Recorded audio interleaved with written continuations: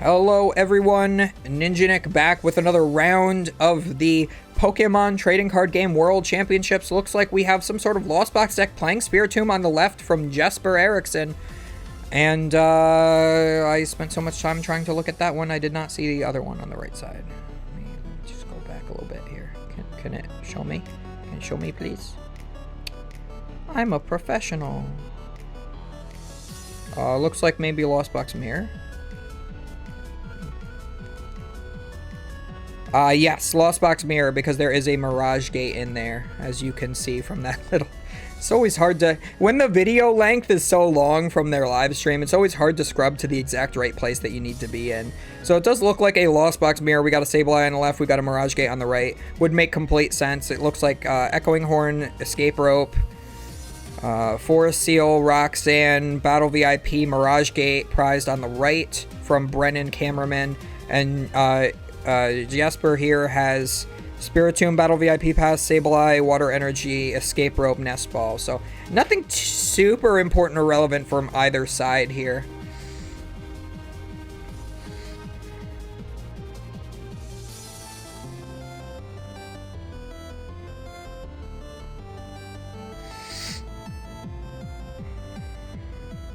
We're going to use our flower selecting. Looks like maybe this is the Giratina version. Yes, it is. I saw that grass energy. That usually is a telling sign that you have the Giratina. Although, some of my friends last night were playing, what was it? Wo-Chien EX in their Lost Box X. A couple of them. Don't ask me why. It actually ended up being a lot more impressive than I thought it would be, but it's still very, it's a very odd inclusion. You just use it as like a way to win the game when your opponent doesn't have Manaphy on the bench. You just hit them for like 240 or more on one of their bench Pokemon. It's pretty good.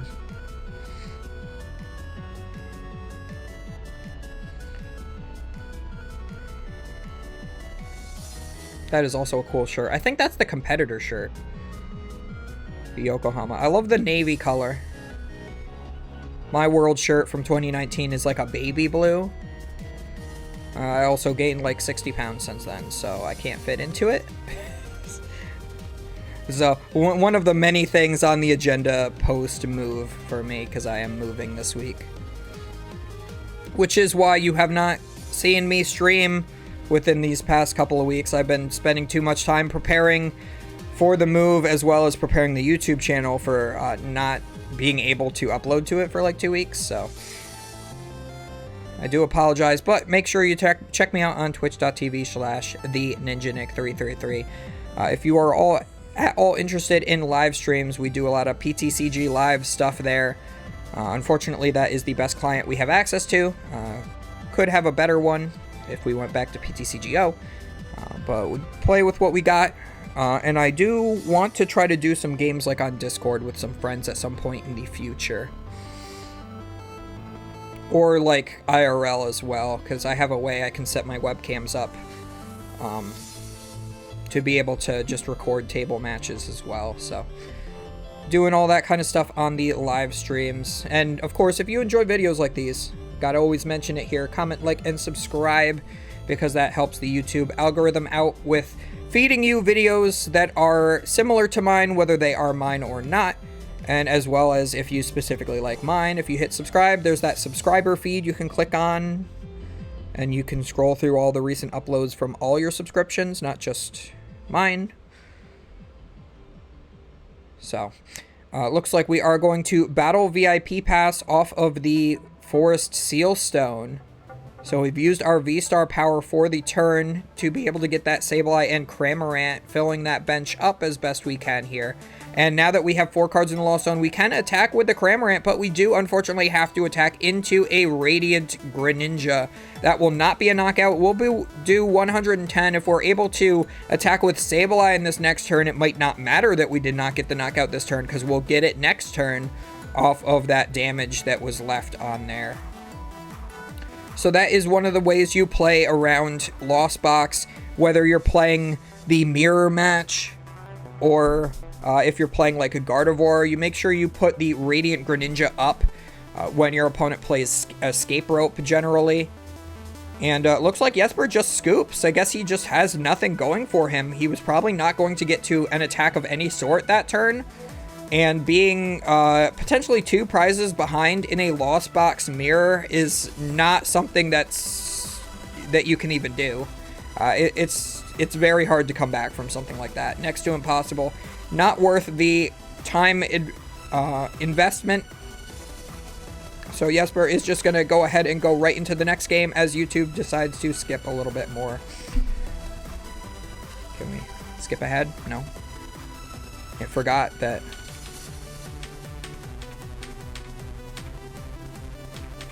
I forgot that I was still on this. So it looks like we prized 2 Giratinas. It shouldn't be super relevant in a mirror match of Lost Box because you don't really want to go for that. Your opponent just puts 3 damage counters on it with a Sableye and then knocks it out in 1 hit with a Dragonite the turn after. So it makes it feel pretty bad. That's usually how they want to close the game because if you do attack with Dragonite, you do spread a whole bunch of damage counters to your bench, which just helps your opponent's Sableye out. So we'll see if this is the same or not. Of course, this is another win-and-in match. All of the 6-0s have been dropped from day 1 of the World Championships and entered into the second day's tournament, which, of course, doesn't happen until the second day. So anybody that is still at a worse record than that, any of the 5-0-1s or worse, will still be playing to try to get those last 2 to 3 match points that they need in order to just get there. So Jesper at 5-1 needs 1 more win out of these final 2 rounds. This is an 8-round tournament. This is round 7. So we are gonna mill Energy Recycler as well as a Colress and a Water Energy going to the discard pile off of this Pokestop. Is not something you really want to see here.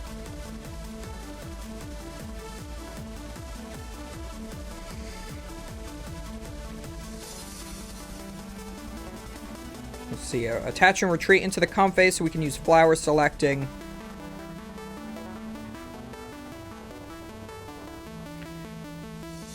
And you can see Brennan is going first, even though he won game 1. That's because Jesper knows that in the Lost Box mirror, you generally tend to want to go second so that you can get that first attack off. That usually does help you quite a bit. So if you ever know that you are playing in a Lost Box mirror, generally you want to choose to go second. It allows you to use the first Colress's experiment of the game, and it also makes it easier to get to 4 cards in the Lost Zone on your first turn. And again, you can get that first attack with Cramorant, potentially take a knockout, and it's always really great to see that. We're going to Lost Zone a Giratina V. We have not searched through our deck yet, so we don't know that that's the only one available to us until we take some prize cards. But again, probably not super relevant because you want to be attacking with other Pokemon besides that. So we are going to go for the flower selecting as well. We're going to get rid of a Battle VIP pass because it was a double Battle VIP pass. If I can say words today. Makes complete sense if they're both the same card. That's all that you can really do. He is going to search through his deck now, identify what energies he has available to him, as well as which Pokemon, and he's going to find out that he has no Giratina Vs left to him. Yeah, so checking the energy first is super important. Looks like he has 2 Jets in deck plus at least 1 in hand. He can attach the Jet to the benched Comfey, which will force it active. When you attach Jet Energy to a benched Pokemon, it does become your active Pokemon. So that will allow him to use that Flower Select and give him an energy card to retreat with into the Cramorant, so he will be able to get the first knockout of the game. So yeah, Jesper just definitely going into the exact play that he needs to go for. Definitely not getting punished for choosing to go second, because you can. If you do play the Lost Box mirror match, you choose to go second, and then you miss the turn 1 Cramorant. It is a calculated risk, but it is a risk nonetheless, because if you do not get that attack with Cramorant turn 1, you basically just lose the whole game. So we see Roxanne and Path to the Peak.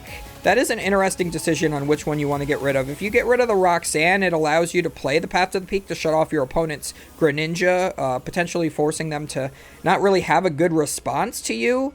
But then keeping the Rock Sand instead allows you to play that late game to put your opponent at a 2-card hand so that maybe they miss pieces to like pulling back a Sableye combo.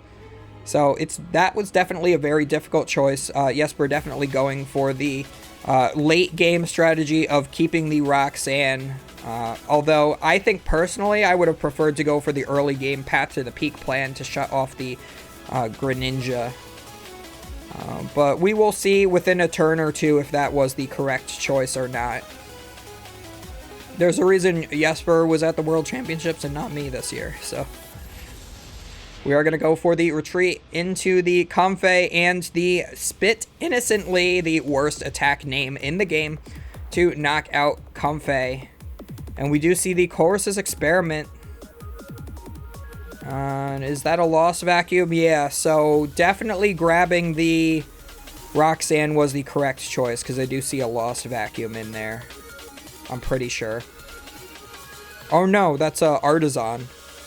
I thought it was a lost vacuum. That's an Artisan. I don't know. Or maybe it was the Mirage Gate I was thinking of. But yeah, he has an Artisan, so he could have just grabbed that to remove the Path to the Peak from play. So definitely correct to grab the Roxanne if you have the choice between the two, it seems.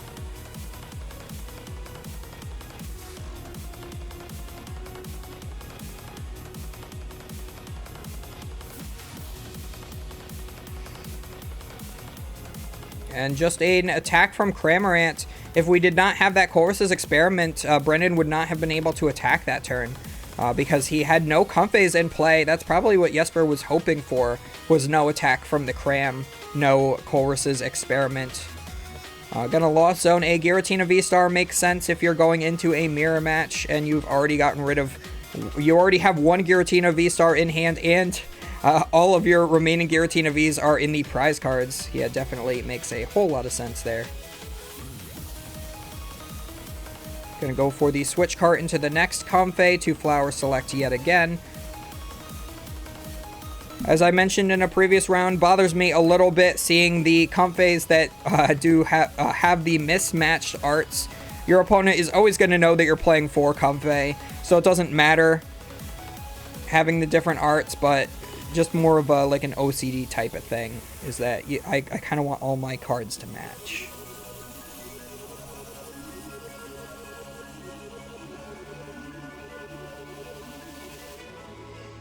So Jesper trying to decide which of his 3 cards he wants to keep and which of his 2 he wants to put into the Lost Zone.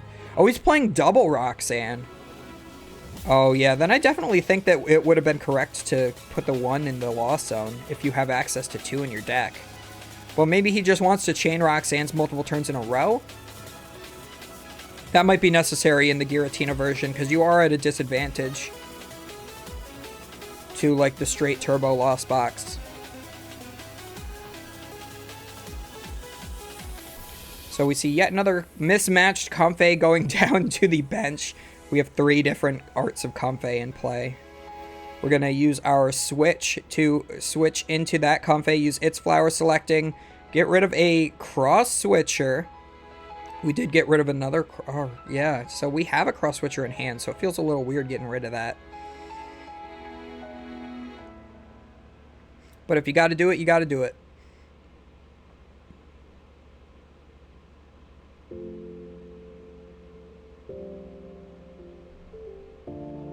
So can we get to a 10th card in the Lost Zone as well as be able to find a Sableye to put on the bench here would probably be the best thing, because then you can knock out the active... you can knock out the active and then put 1 to the Greninja so that then you can knock it out with another Sableye on the next turn. That 1 extra damage counter as opposed to going for something like a Cramorant this turn really does matter. Or you could just go for your own Greninja attack this turn and then clean up with Sableye, and the next turn wouldn't be too bad either. It would be nice. Do we have the Manaphy? Yeah, it looks like we have the Manaphy in play, so We are protected from the Greninja being the attacker, and it looks like we are going to go for that Greninja play. I do like that. So we're going to discard the grass and one of the waters, do 90 to both Pokemon here. The Greninja, the one that cannot attack this turn, is the one in the active, and even if you do retreat and attack with the Cramorant, you're only going to do 110 to this active Pokemon. It will live. And we could even see just another Mirage Gate to take the knockout even, instead of having to find a Sableye. We're going to have to get more Pokemon into play, and I think if I were Brennan, I would definitely scoop at this point. Your opponent is going to be at least one prize ahead of you. You have nothing going on in play. Maybe play this turn out, and if things don't go your way this turn, then probably scoop and go to the next game just to save time.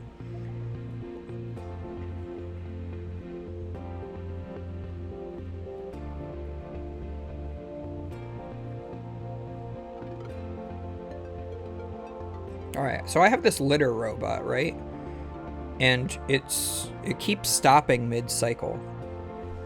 So I have to keep, like, going and hitting the button to reset it. It keeps saying that I have, like, it's either interrupted during mid-cycle or it has a cat sensor fault. Like, it thinks that the cat is in there when it's not. And it's really annoying. It's probably my pet peeve right now. I have to take the whole thing apart and clean the whole thing out, I think. And since I'm moving within just a few days from now, I'm really trying not to do it until the day I move, because I don't want to have to dump all the litter out, refill it, and then do it again in 3 days. So.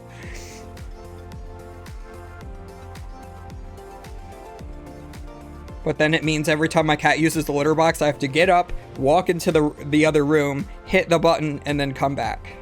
So between every single game so far I've recorded in this session, I've had to get up between games and reset that frickin' litter robot. The thing is like, I don't know, there's definitely something wrong with it. At the moment, it probably just needs to be cleaned, honestly. There's probably like hair stuck like inside of it that needs to be removed. That's making it like think that something was stopping the cycle, like it's getting caught on the hair or something is probably what I'm thinking of. It's probably what's going on. But usually like replacing the garbage bag in the bottom drawer usually fixes it, but like it's been fixing it for less and less days every time I do that. So like she uses the litter box like 3 times, and then all of a sudden it's like basically telling me to change the bag, and that's not right. But first world problems. We are going to go for the Mirage Gate here. We are going to set up our Sableye now. And we will be able to potentially take a single knockout here. I think it's a really tough decision on what I would even want to do this turn. Oh, we're going to go for the Sableye or the Cramorant attack instead. I don't really like this play, because now your opponent just goes knockout Sableye, knockout Cramorant. Like, you just set up the Sableye and get no value off of it. Especially since you're now attacking into... I mean, you're not at 10 cards in Lost Zone, so I guess that's the play you have to go for. But I feel like if you didn't get the Sableye attack off this turn, like now your opponent just goes... Oh, I guess he can't. He can't put a Sableye in play. Jesper filled his whole bench. Oh, yeah, that's true. So never mind. This is fine. Yeah, this does buy Brennan at least another turn. And we might be able to see a double knockout from Brennan on this next turn instead of from Jesper here. So Jesper might actually just have to attack with, say, the Cramorant this turn, because the Greninja's not really going to get him too far into this match anymore with that Manaphy on the bench. So yeah, Brennan's actually somehow managed to make a small comeback here. Gonna use concealed cards, draw another couple of cards here. We do find Mirage Gate, another Giratina V-Star. Not something you really want to be seeing quite yet. And yeah, it makes it feel really bad, because now your Greninja attack you did on the last turn doesn't get you maximum value, because now you're going to have to hit with Cramorant into the active, where you only need to do 2 damage counters to it. So you're wasting 9.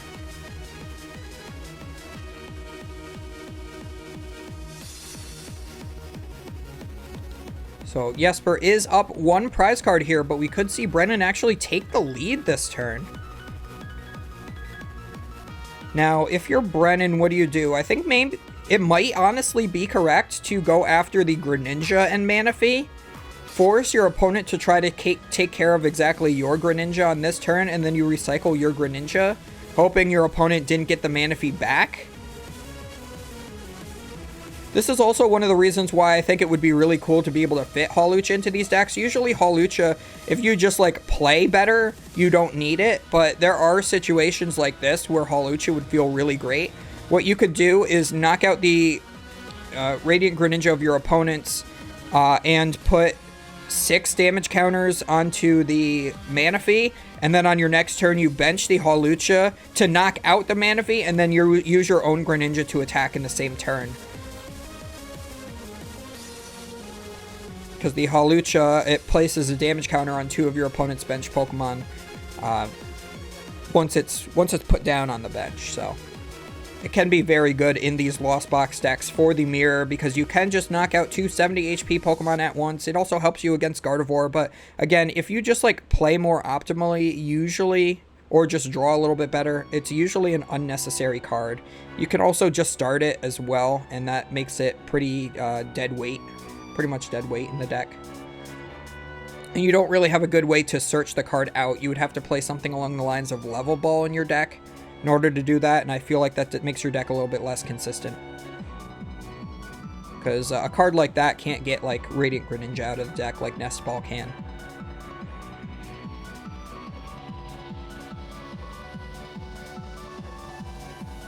So finally, at 10 cards in the Lost Zone, Brennan can use Lost Mine on the Sableye to place 12 damage counters wherever he wants on his opponent's board. So do we want to do 2 to the Greninja? Looks like we're going to knock out the Manaphy. That definitely seems correct. Or we're placing damage counters on it. Oh yeah, just 6? 6 to the Manaphy? Very odd choice. Okay. Maybe Brennan does play a Hawlucha. That would be really fun to see that play come into effect. He's going to place the remaining 4 damage counters, remaining 6 damage counters onto each Comfey? Yeah, that's a bit of an odd choice. Although I do like that, because he is playing around Switch Cart, but your opponent doesn't play Switch Cart. They're a Giratina deck. They play regular Switch. They can't heal that damage off. So yeah, we might actually see some really easy Comfey knockouts in future turns. And Brennan, since the whole bench is full, Brennan is playing in such a way that Jesper cannot put a Sableye ever into play, thus making it so this Cramorant is the only good attacker available to him. And then Brennan can sweep using the Sableye, so this is a problem. Jesper has essentially misplayed himself into this position where he does not have a bench spot for the Sableye, and this is why I think turn 1 sometimes you just want to get the Sableye onto your bench, just in case you are trying to fill your bench. You still have a Sableye down there. Having the triple Comfey is really what's killing Jesper right now, and the fact that his Cramorant is still in play. Usually you just want that to get return knocked out. So yeah, Brennan actually playing this very well, noticing exactly how he's preventing his opponent from winning. He can, it also makes it so the Roxanne is never a thing that can come into play. And remember how I complained Jesper was prioritizing the Roxanne over the Path to the Peak when he's playing 2. Now he might never be able to play the Roxanne because Brennan is just going to continuously spread damage counters across Jesper's entire board and take all 5 remaining prize cards simultaneously, disallowing Jesper from ever putting Sableye into play to be able to take his own prize lead.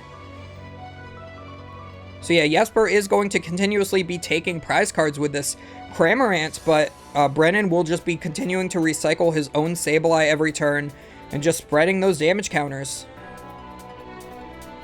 Looks like the Heavy Ball is going to fail. We've got a couple of Wild Shield Sins in the prize cards, or whatever it's called, the Forest Seal Stone.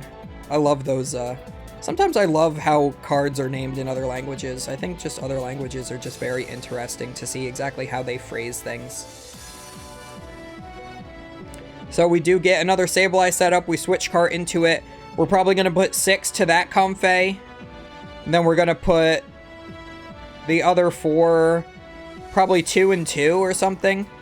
Or no, we're just going to put it all onto that one Comfey. And now yep. So now these 1, 2, 3, 4 of the bench Pokemon have 10 HP remaining, and one of them has 40. 4, 5, 6, 7, 8. So that's only 80 damage counters you need to spread in order to win the game. And Jesper, I think he knows that he has lost the game now. Brennan beautifully played this match as best as he could here.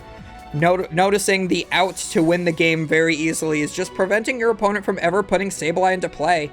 And I do believe that a friend of mine, Nick Moffitt, did end up losing a game on stream to this exact style of play as well. I think to Isaiah Bradner, but I'm pretty sure Isaiah also cheated in that match. I think he placed 1 less damage counter. He only placed 11 in one game. Although I guess you could put 2 on the same Pokemon. So I know my friends were saying he cheated, but I don't think he did. Because you could always place more damage counters than you need to on the same Pokemon. Or no, maybe he placed 13? What was it that he did? I can't even remember. Yeah, I think he placed 13. I can't remember. I'd have to watch the game again.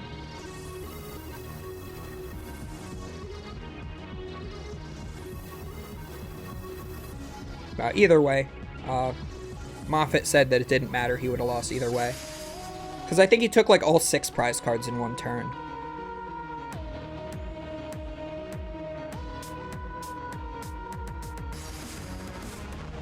But that's something that I'll do against like Gardevoir, is I'll place extra damage counters that I don't need to take a knockout onto one Pokemon, so that then the Cresselia has to work a little bit harder. Like you have to get another energy from the discard pile. Because if you just like, if you place say you have like 2 damage counters remaining after you take 2 knockouts against Gardevoir, and you have to place that like on a Cresselia, and then they don't need to attach an energy from discard to do that damage.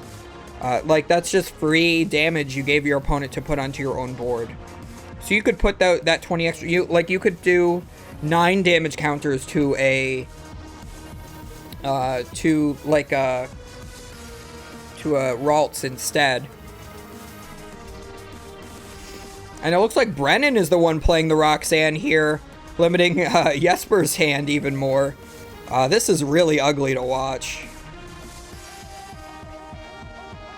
And he is able to find the Sableye, the energy card, and the Mirage Gate, and he is able to take a 5 prize turn against Jesper. Very beautifully played here from Brennan. Yeah, that's exactly how this Lost Box Mirror goes, is you have to make sure that you have a bench space for Sableye. Otherwise, if your opponent gets to Sableye first, they just spread wide, and then you never have a chance to get your own Sableye into play. They don't play things like Collapse Stadium or Penny or Volo to remove one of their own bench Pokemon in order to be able to free it up for their own Sableye. And yeah, Brennan is able to move on to day 2 with his 6 wins now. Will be dropped from this tournament, and Jesper has one more round to try to get a win in order to get into day 2. As always, guys, again, make sure you comment, like, and subscribe. It is really important for that YouTube algorithm. We will see you guys in the final round of day 1.